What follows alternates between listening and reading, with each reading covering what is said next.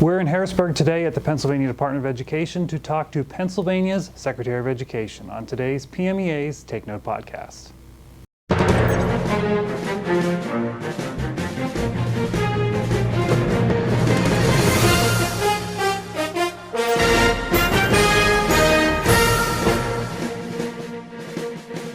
Well, hello everybody, I'm Mark Despotakis, and welcome to this edition of PMEA's Take Note podcast. Again, another on-the-road edition. As I like to say, we just want as many revolving backgrounds as possible on the podcast, and today we are in Harrisburg at the Pennsylvania Department of Education, and I am delighted to be joined by Pennsylvania's Secretary of Education, Dr. Khalid Mumin. Yes. Did I get it right? Yes, Yes, sir. I got it right. All right. Thank you for being here. My pleasure to be here, Mark. My pleasure. So we always like when there are new secretaries of education just to sit down and have a little chat to get to learn about you and get your sense about kind of the issues of the day, but also music and arts education. So you were a teacher. You were then a superintendent. You were Superintendent Redding and Lower Merion, and now to come to this position. Yeah.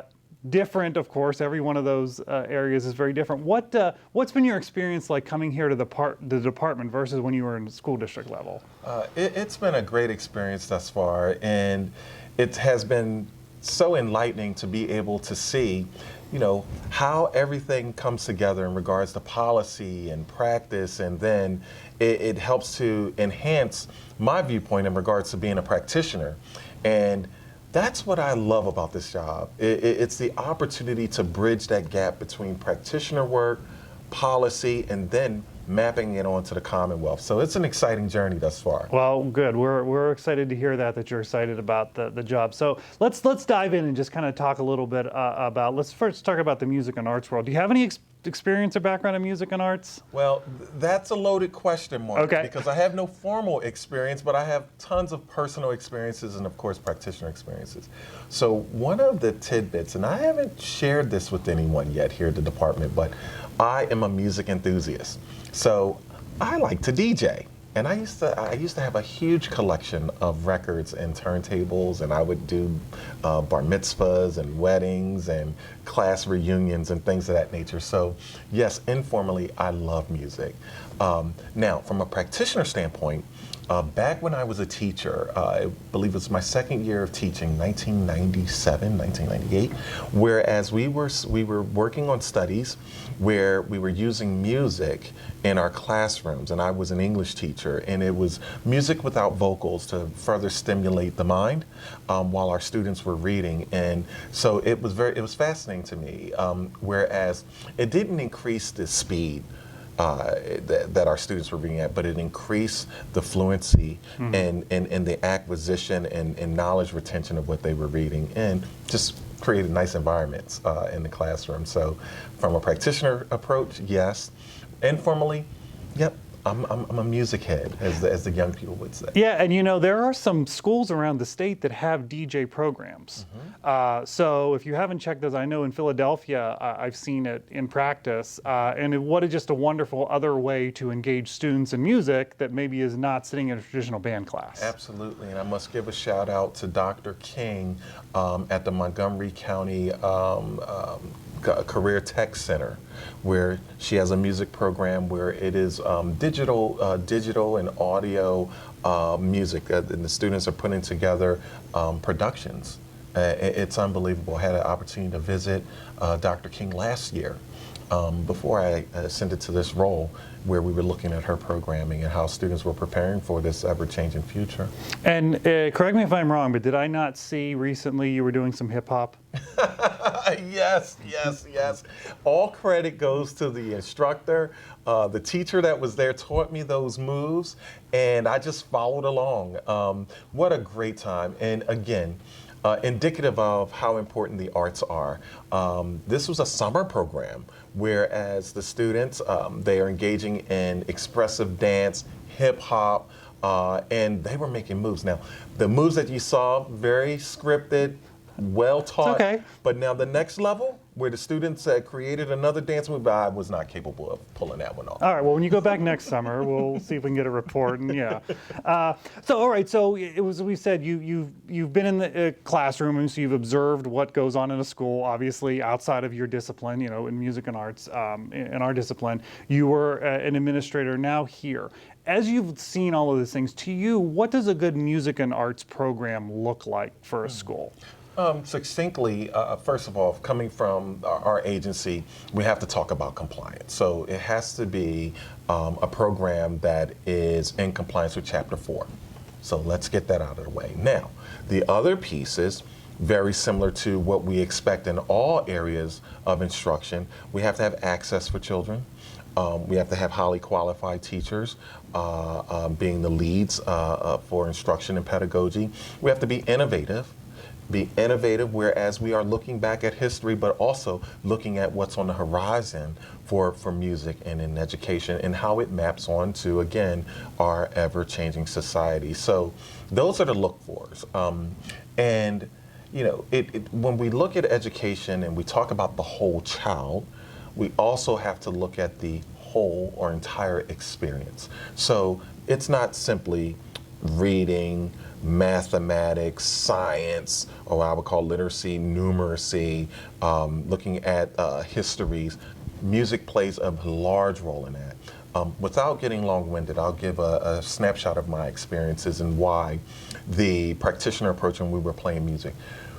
I was an English teacher. I was a 7th grade language arts teacher, certified in English, and we used to go through our reading time periods, which music mapped on closely to those time periods. For example, when we were delving into Shakespeare, when we were delving into the Baroque period, there's music that goes alongside with those literary works, and we study them in our classes. So music education is an important component of education as a whole. Yeah, I appreciate that point because so many times in any discipline of education, I think we silo a lot, but there are so many crossovers. Math crosses over into music, literacy crosses over into music, and vice versa. So I really appreciate that you make that point. So let's talk about now that you're a department, if you could just kind of reinforce the message to all the music teachers out there watching this. What does PMEA do? What does PDE do to support music and arts programs in Pennsylvania? Yes, first of all, we have to be the conduits of the positive messaging around the importance of music education. We do recognize that in regards to access to education, access to music education for children, it's not inclusive throughout the Commonwealth.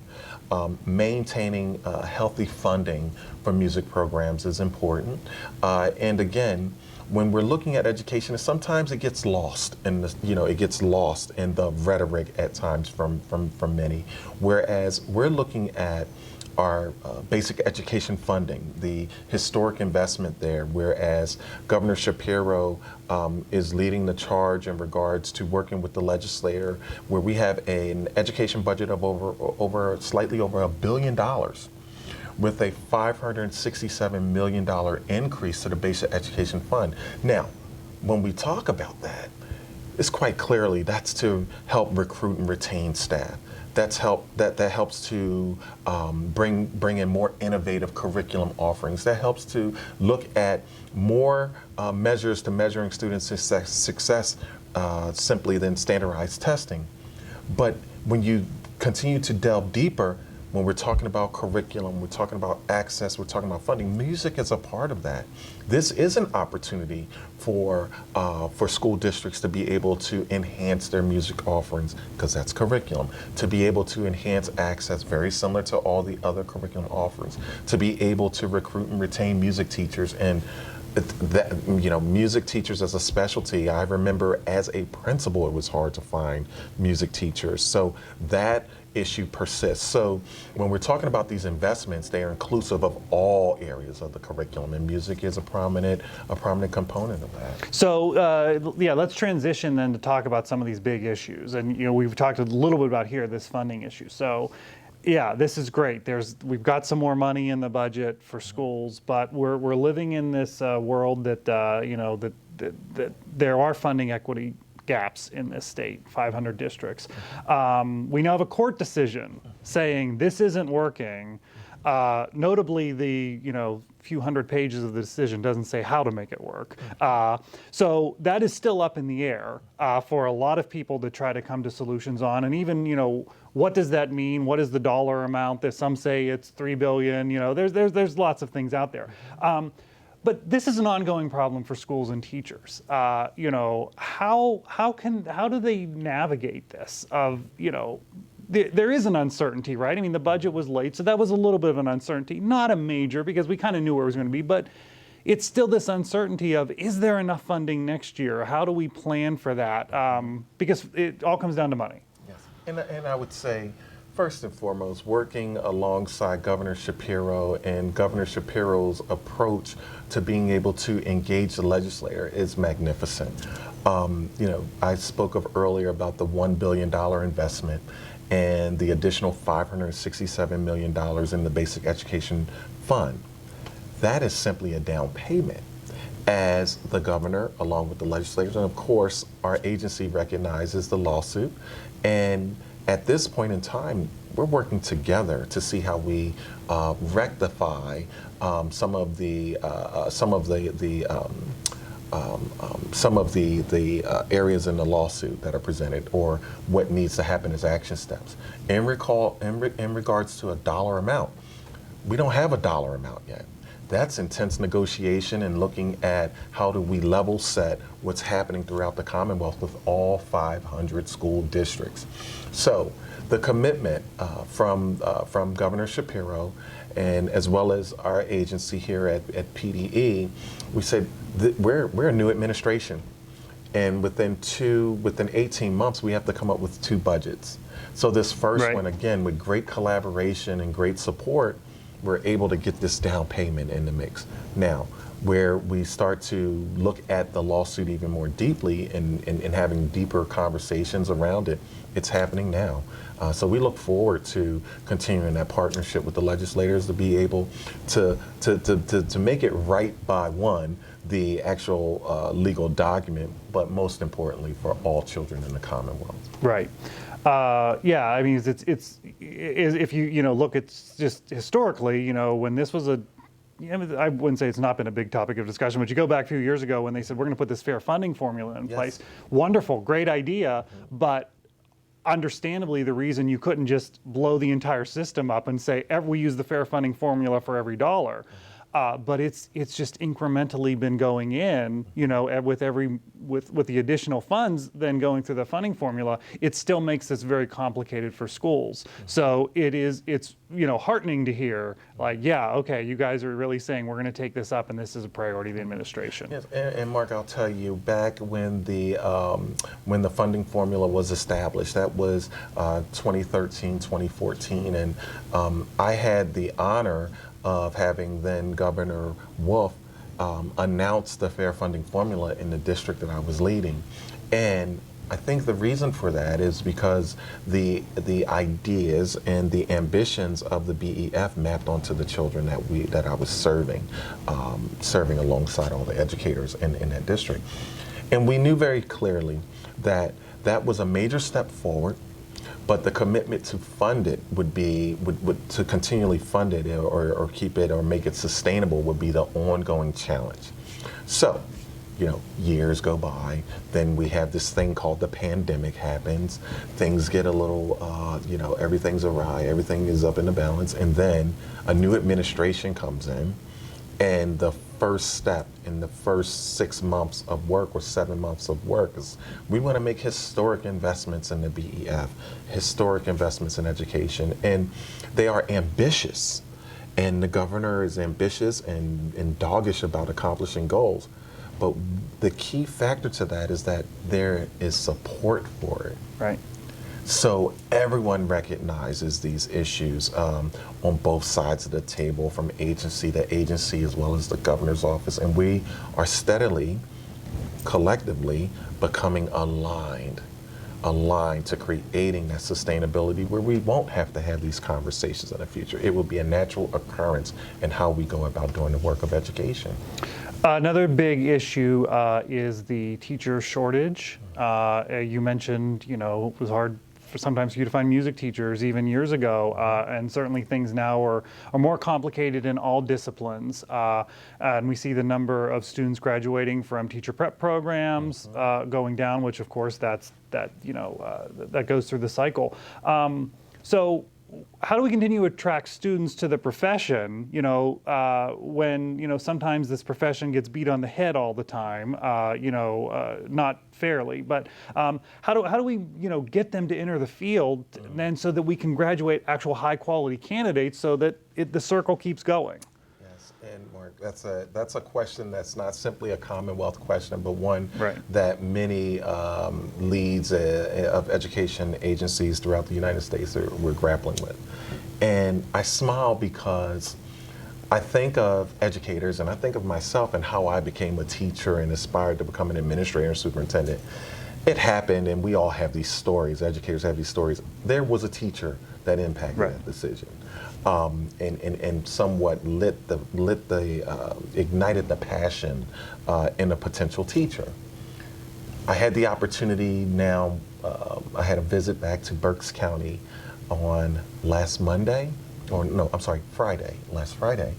And I saw one of my students that I saw since 10th grade, wanted to become a teacher, moved on through head of student government, went off to Kutztown University, and she was at the orientation for a new teacher in the district that she went to school. And I said, that's an example. Yeah. We have student board members on the state board. I asked them, how do you get into education? There was a teacher. So what that does for me, it provides me the opportunity to reflect upon, we have to start to introduce teaching to our students at younger ages. It's not simply a high school phenomenon anymore. We have to begin to engage students in wanting to become a teacher, the benefits, and especially having your fingerprints on the design of the future as early as 6th grade. In the middle, I would say in the middle school offerings, as we have electives and students are figuring out, getting a little bit of everything in the exploratory studies. Teaching should be an exploratory study type of engagement. Secondly, I'm talking this as the Secretary of Education, we have to invest in it. So the governor has been very clear and steadfast and out front in regards to the incentives for student teachers. It's a small incentive, but it's showing, hey, we have a problem here and we're trying our best to bridge this gap. Diversifying how we attract teaching candidates, meaning, and I'm talking about this from the student's vantage point, teaching and education and early childhood instruction, et cetera, should be offered at the CTE level. It's a career. It has definitive nexuses to the workforce. So starting early, expanding the opportunities, incentivizing those prospective teachers, incentivizing, and making sure that we build up. This is a great place to teach. Lastly, having more of a footprint locally, and encouraging LEAs or districts to really focus locally on teachers. Education/teaching is a local phenomenon. Where students attend school and where they live, they're more likely to teach in those areas. So we've been working in the college space in regards to how do we somewhat flatten the bridge to becoming a teacher. One, from an agency standpoint, we have reduced the certification process by 10 weeks. We went from 14 weeks to 2 to 4 weeks, which will help. Secondly, working with administrators in regards to student teachers. You've seen a teacher for 14 weeks in your district and they love it. Don't put them at the back of the line. Use the VIP rope and move them to the front. You have everything. You have their clearances. You have their certification paperwork. Move them to the front of the line and hire them on the spot. You've seen them for 14 weeks. And working with the college and university space in regards to how can we help them to create more student teaching experiences spread out across boundaries throughout the Commonwealth, and continue to really push that messaging that teaching is a noble profession. And if you love students and you love development, I mean, I really feel like I haven't worked a day since 24. I love going to work. Yeah. I love it. And I was very clear, since 24.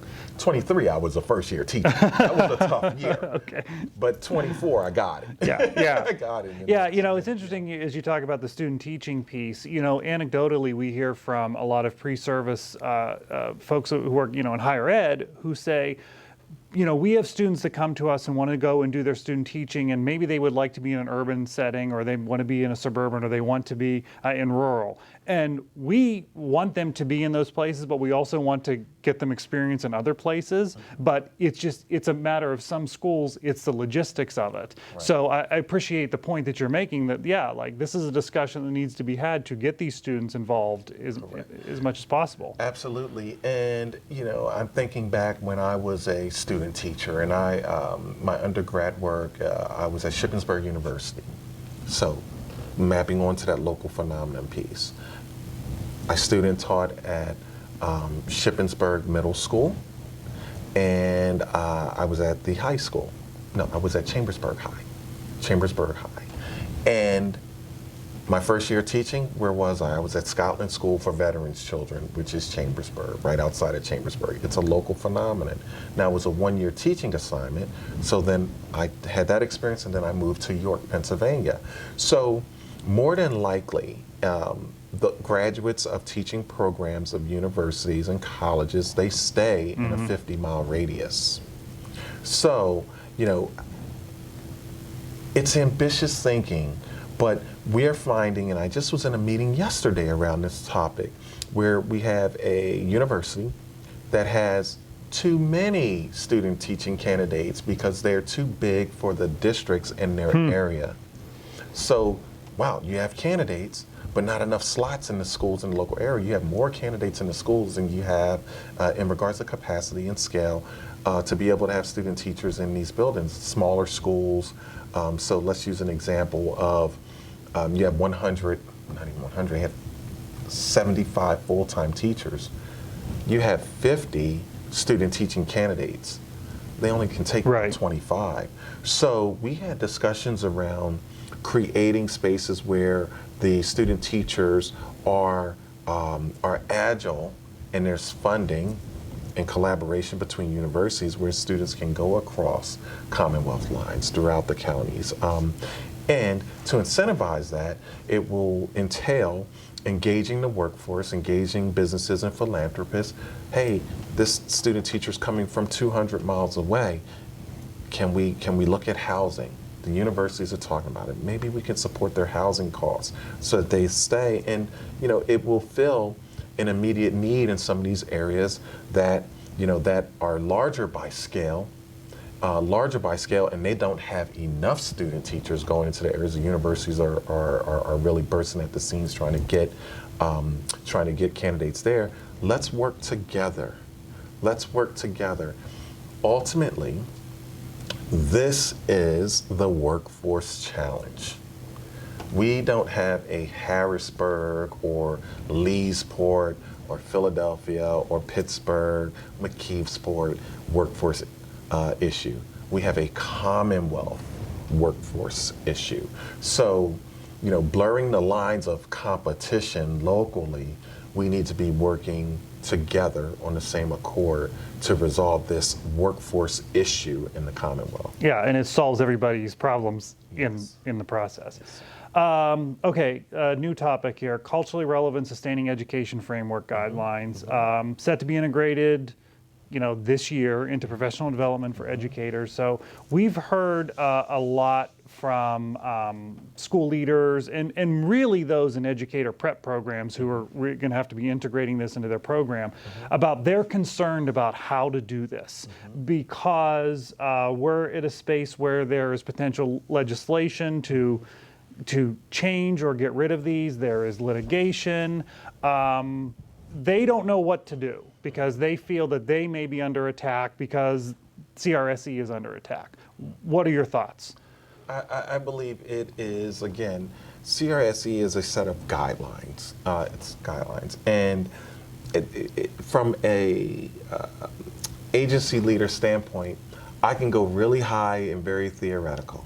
What I found that has been extremely effective is when you take it down and be very succinct.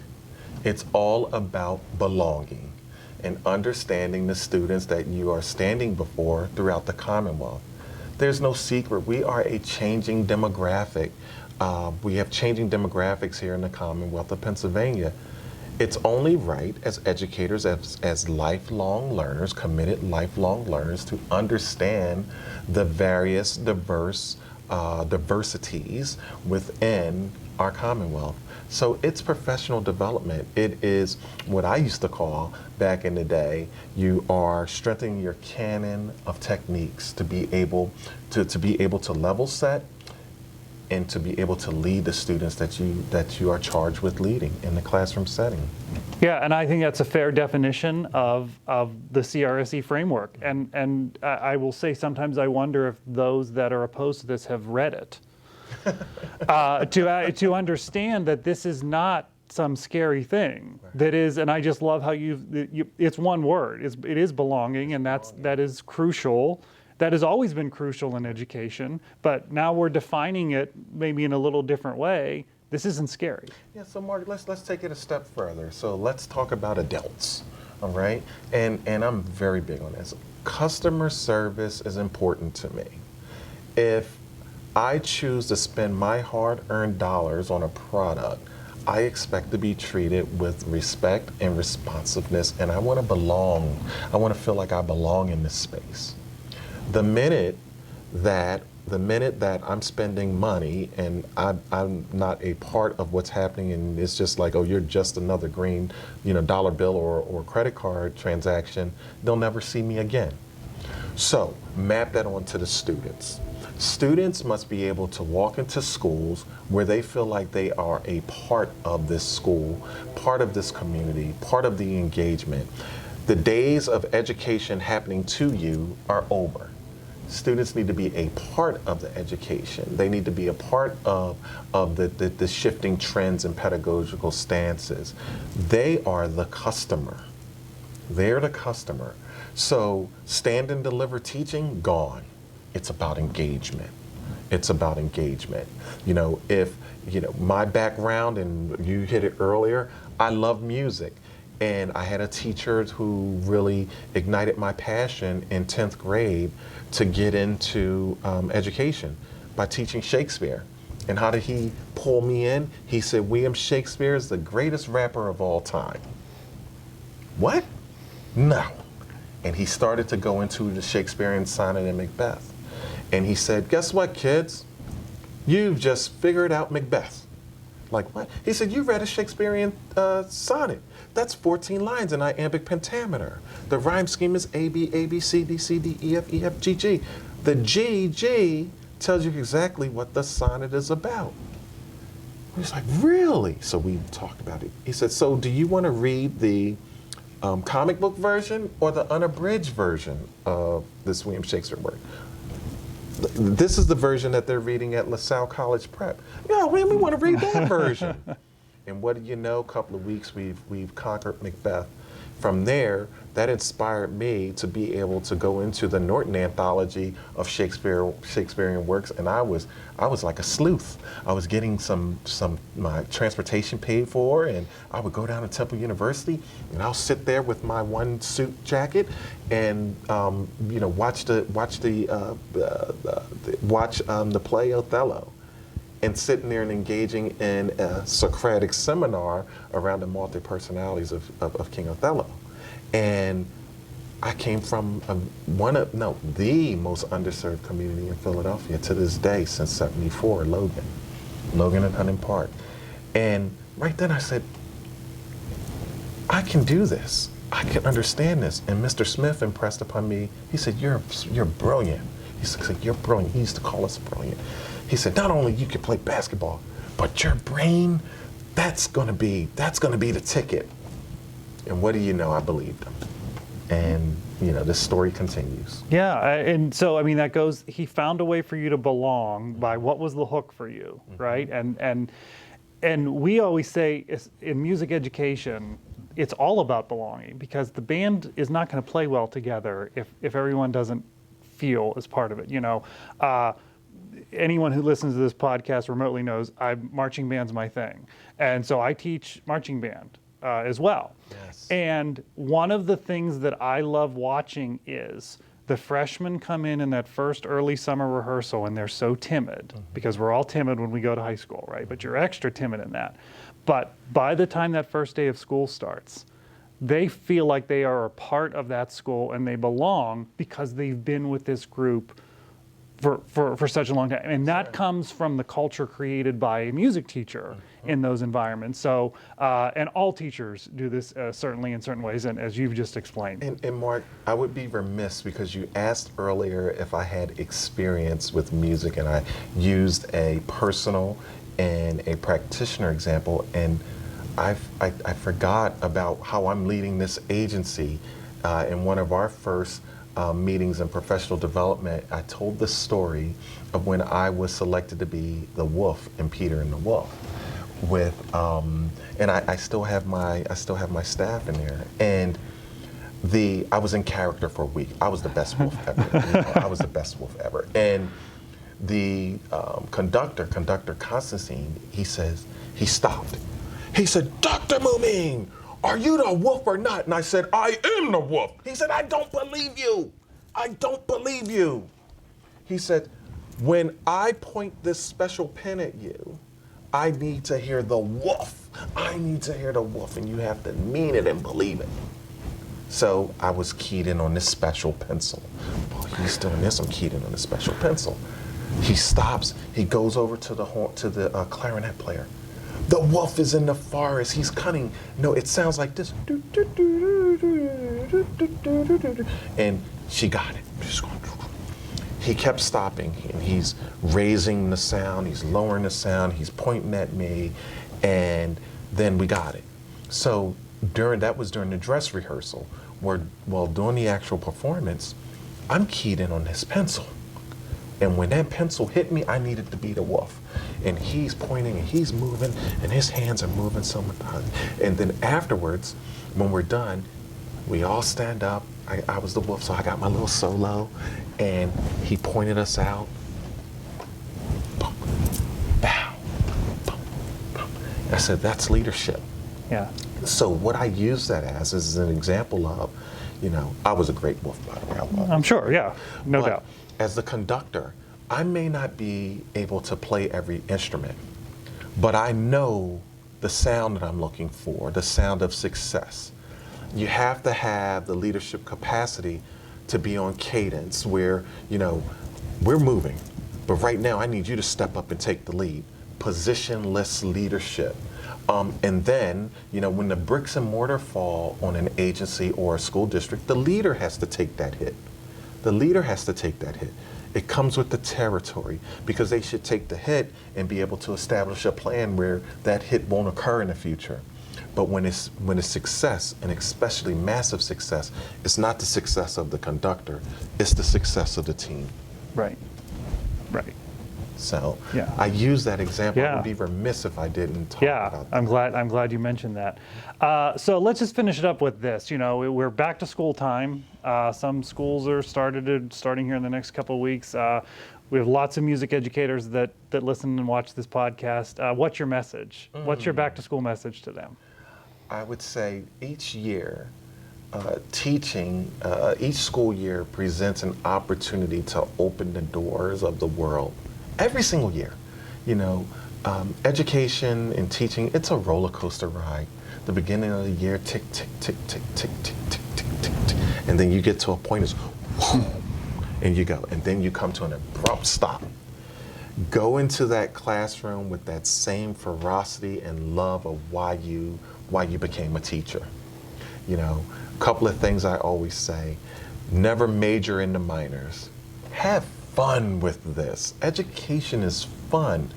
Take the responsibility of being a leader and saying, you know what, you have your fingerprints on the fabric of the future.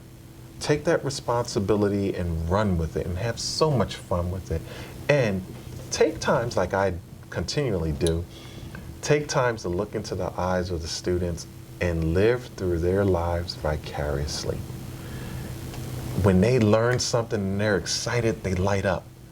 You should be glowing too, because you were the conduit to get them to that point.